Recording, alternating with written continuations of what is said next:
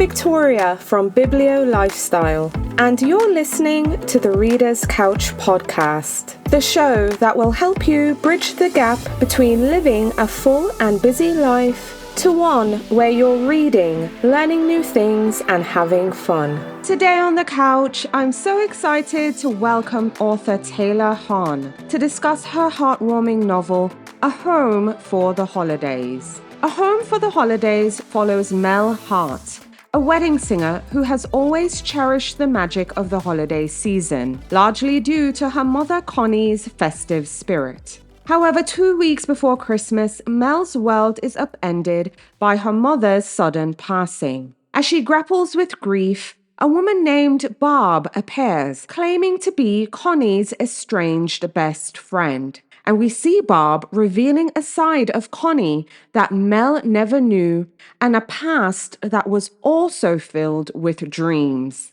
So instead of spending Christmas alone, Mel accepts Barb's invitation to stay with her family, which leads to unexpected connections and a journey of self-discovery. Readers, you can expect a moving story, but also a complicated one of grief, mother-daughter relationships, and the redemptive power of opening one's heart to love in all its forms. And this is all set against the backdrop of holiday traditions and newfound family. But before we get into the episode, please subscribe to the podcast if you haven't already, leave a 5-star rating, and write me a review if you love the show. Alrighty, thanks in advance. And now onto the episode with author Taylor Hahn. Hi listeners, welcome again to another episode of The Reader's Couch. I'm your host, Victoria Wood, and here on the couch with me to talk about her new novel, A Home for the Holidays, is author Taylor Hahn. Hi Taylor, welcome to The Reader's Couch. Hi Victoria. Thank you so much for having me. Yay, I'm so excited to talk about A Home for the Holidays. I think it's a book everyone should have on their reading list this holiday season. Not you should, so just do it. But before we get into the book, how are you feeling? How excited are you that book number 2 is available on bookshelves and readers can go to the library and get their hands on a copy? I'm really excited. This book feels very close to my heart. So putting it out there in the world is a really personal experience for me. So it's actually a very different experience from the lifestyle, in which this time I feel like I'm giving readers my whole heart, and that's my truth. And I feel like I can't bare my soul to them any more than I already am. So I feel like a deep connection with people who are reading it. And that's been very rewarding and special. I love hearing that. And I have to say, reading A Home for the Holidays, this one has a lot more emotional depth, I would say. We still get a feel-good holiday story. So, make no mistake. But yeah. I felt like this one was very emotional. We have a mother-daughter dynamic. We get lots of moments in their past and present. But yes, I'm not going to spoil it for listeners. You tell us about your book, A Home for the Holidays. What can readers expect when they pick up a copy? Sure. The book is about a wedding singer named Mel who finds out 2 weeks before Christmas that her mom has unexpectedly died. And her grief is very complicated because their relationship was very complicated.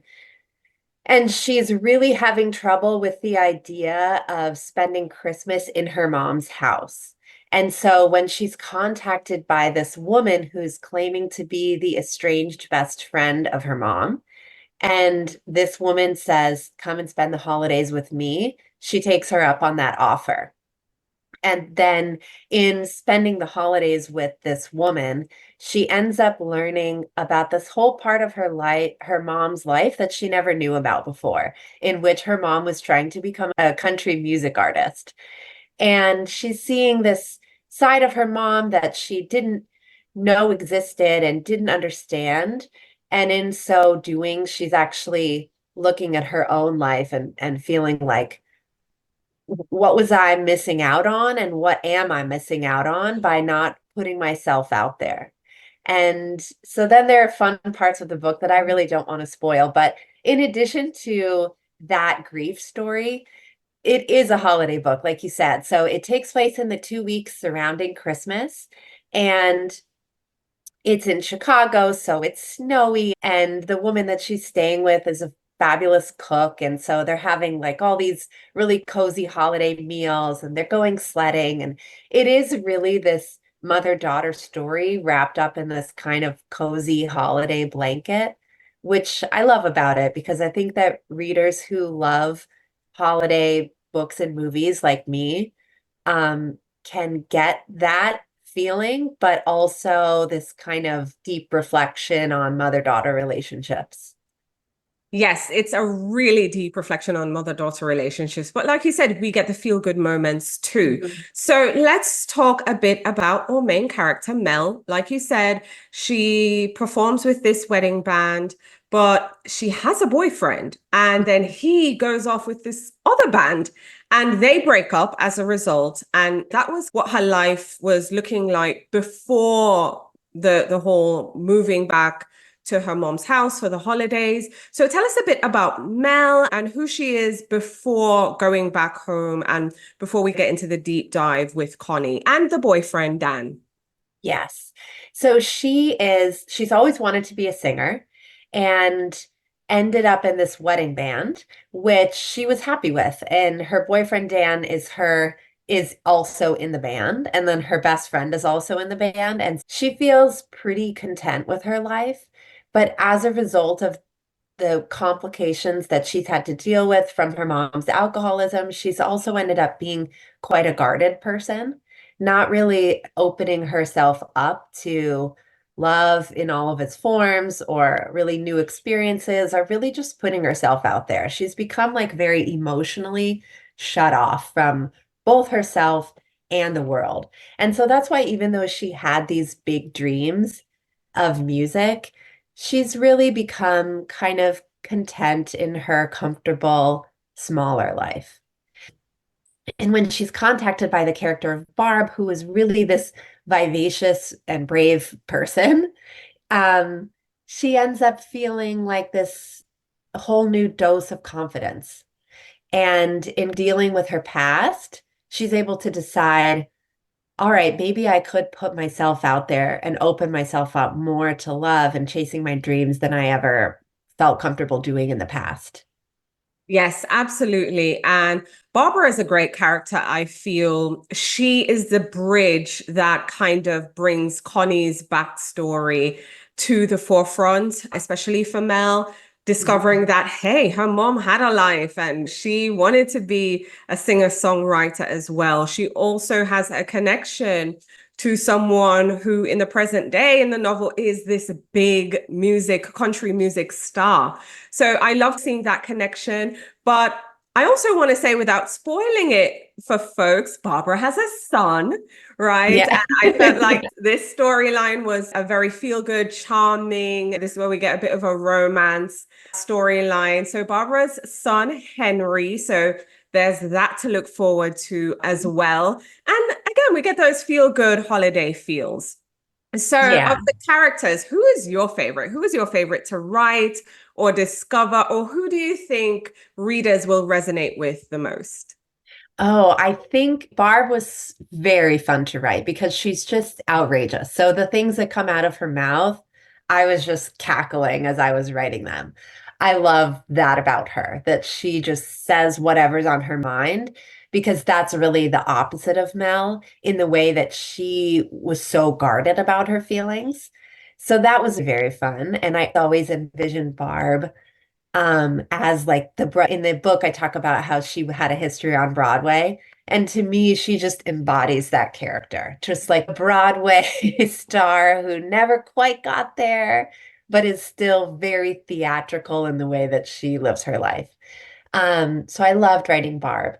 I also loved writing Henry. I think that I really wanted to, a lot of this came from my own husband in my own grieving journey and how he was there for me in ways that I couldn't even comprehend or like ever thank him for, which was just being this really understanding and supportive partner.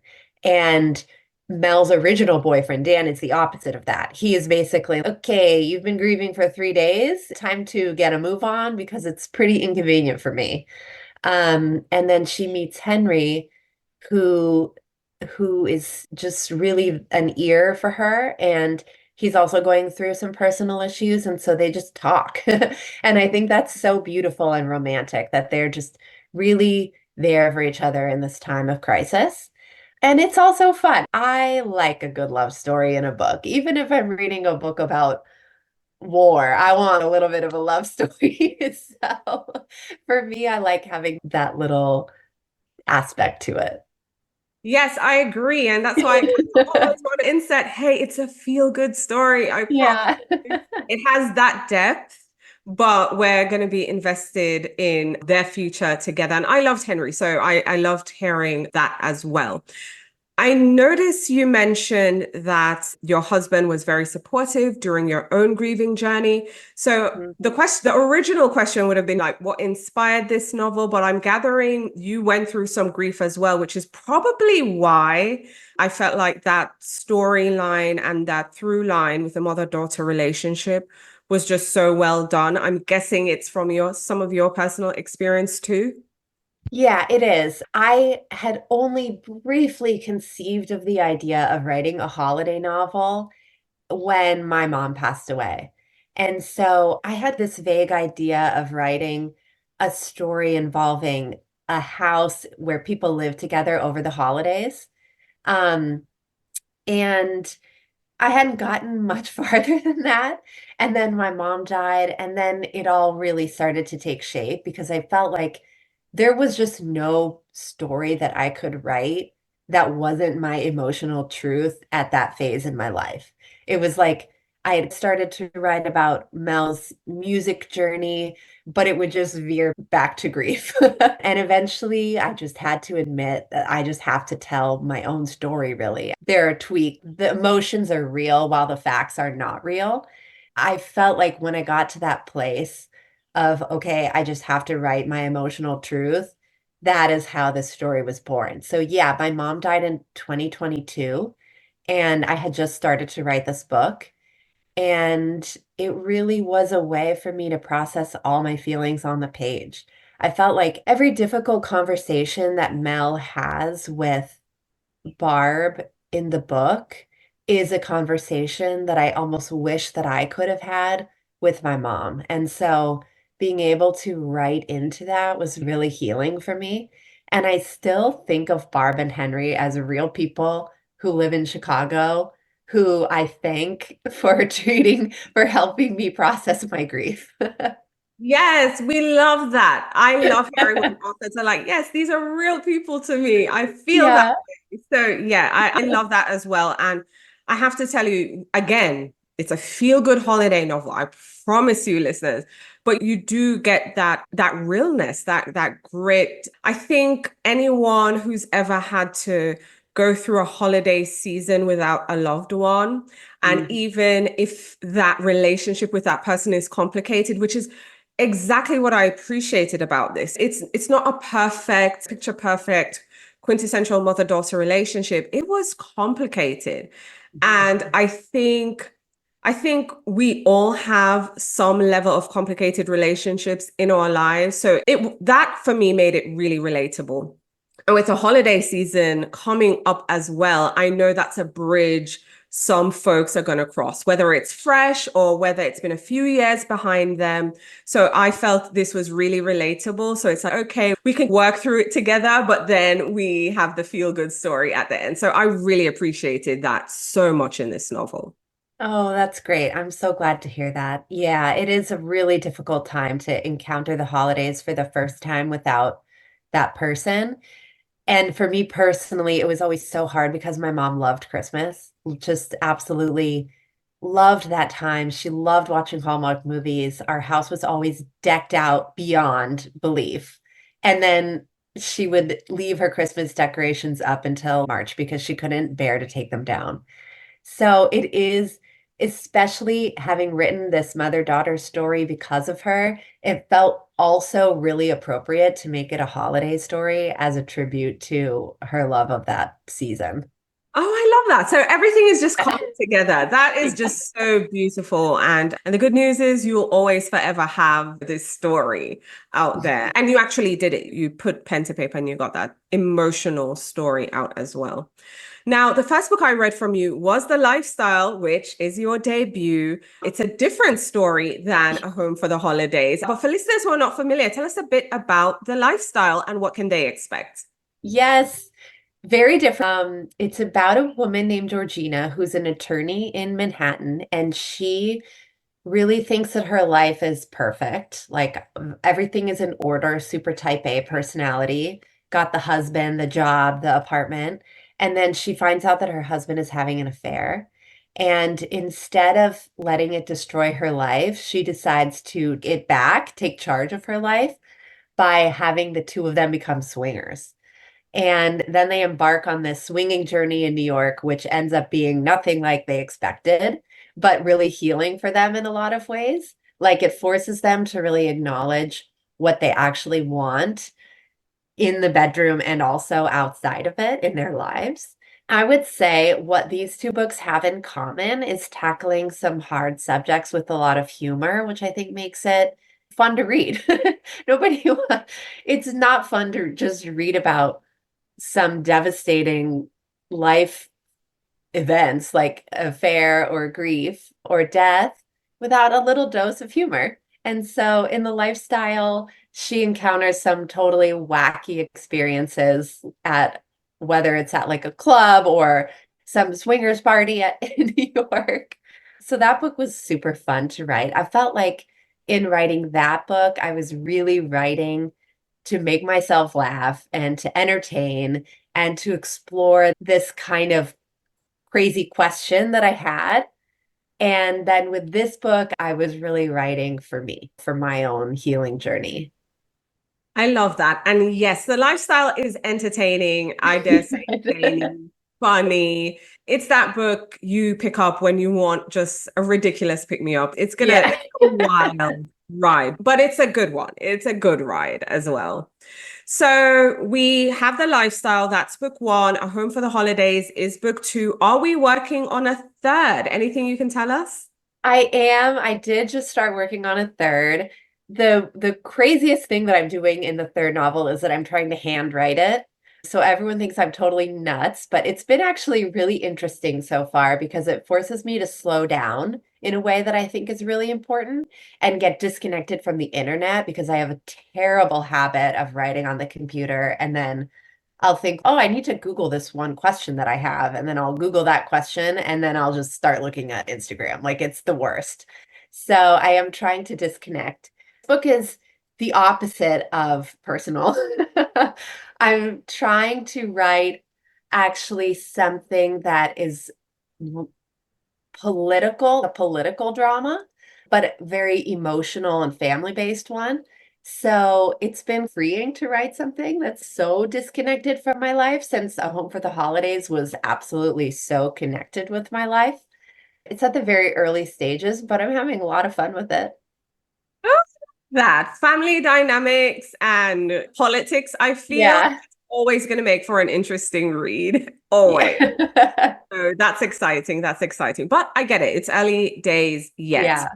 Yeah. But now looking back, you have book one, The Lifestyle, book two, A Home for the Holidays out. You're working on a third, and we'll have to wait to see what that will be. Yeah. But looking back though, what would you tell your younger writing self, if anything, now that you have two books out in the world and you're busy working on the third? Oh my gosh.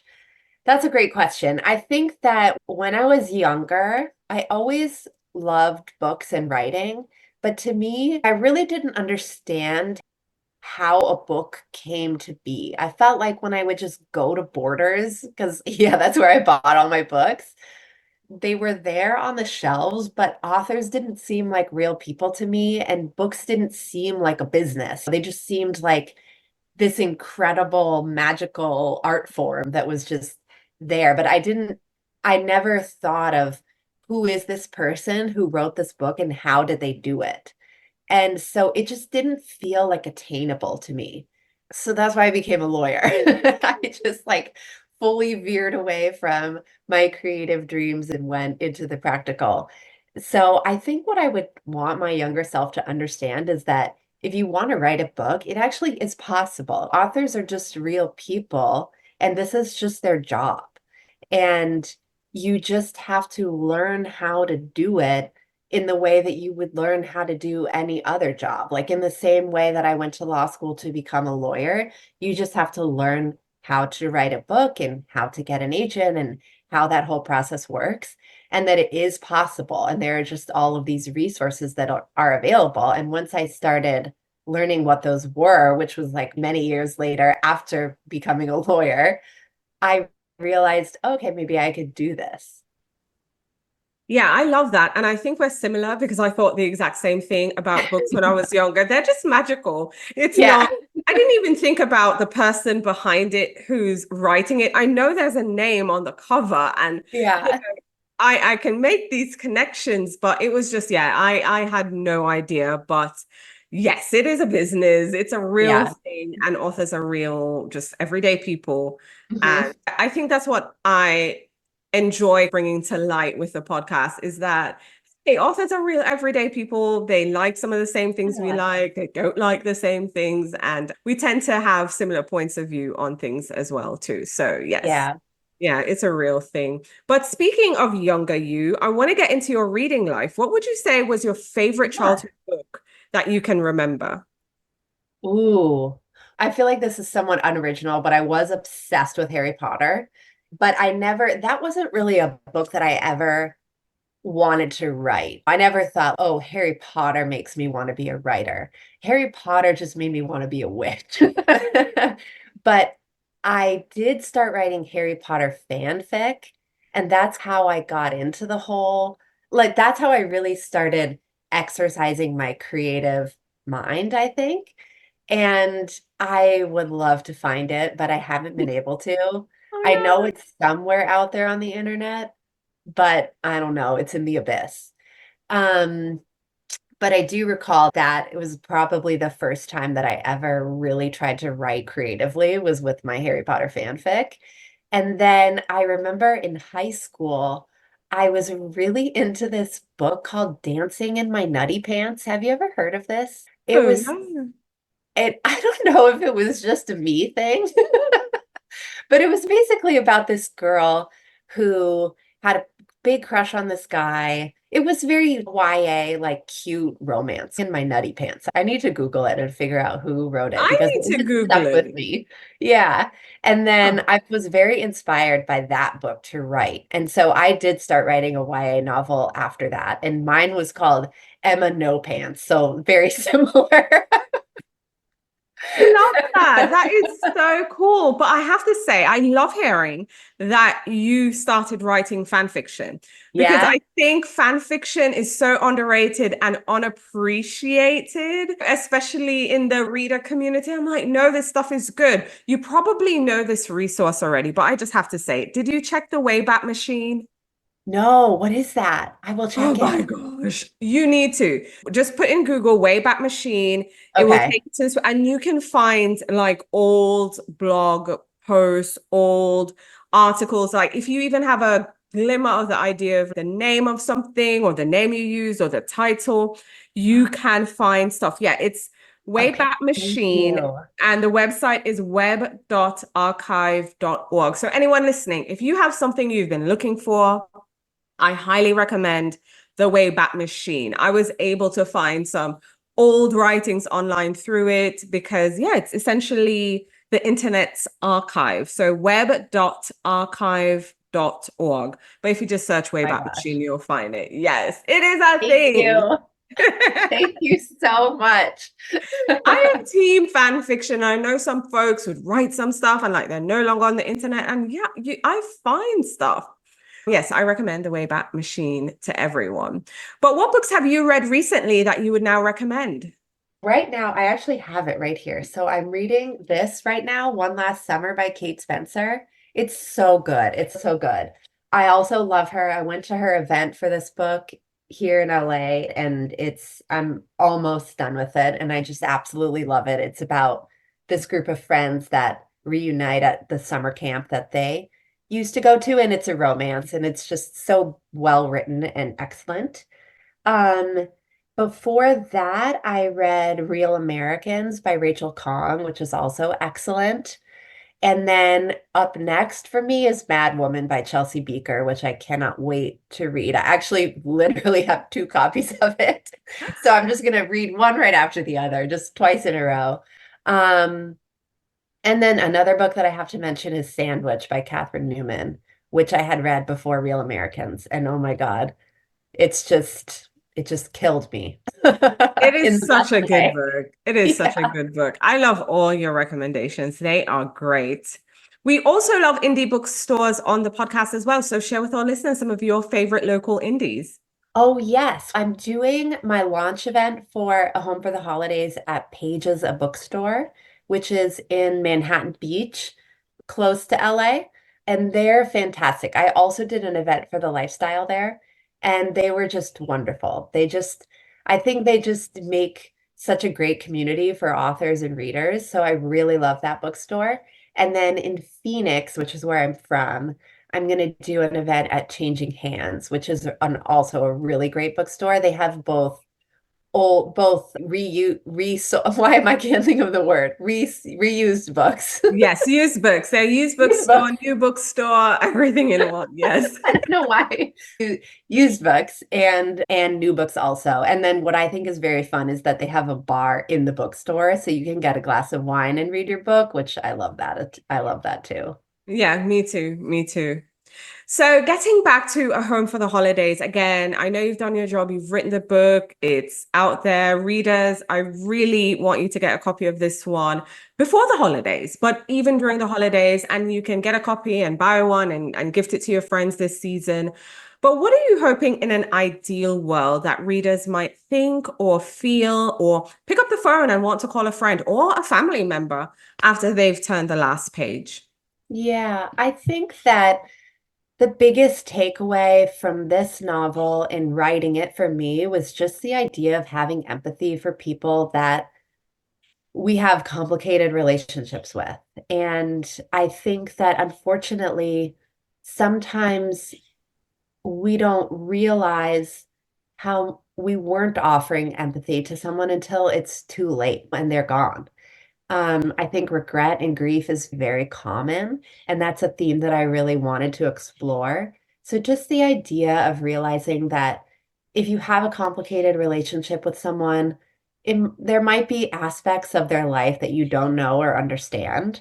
And that's something that Mel comes to realize about her mother. And so, if you read this book, it might make you think, what don't I understand about the lives of people that I feel frustrated with or have a complicated relationship with? And could I offer them a little bit more empathy before it's too late? I think that would be the hardest but most meaningful takeaway from this book. Yep, absolutely. It had me thinking for sure. Taylor, thank you so much for coming on the show and speaking with me. This has been fun. Oh, thank you so much for having me. It's been great. Thank you so much for listening to the Reader's Couch podcast. Please subscribe to the show, share it with a friend, and take a few seconds to leave a rating and review.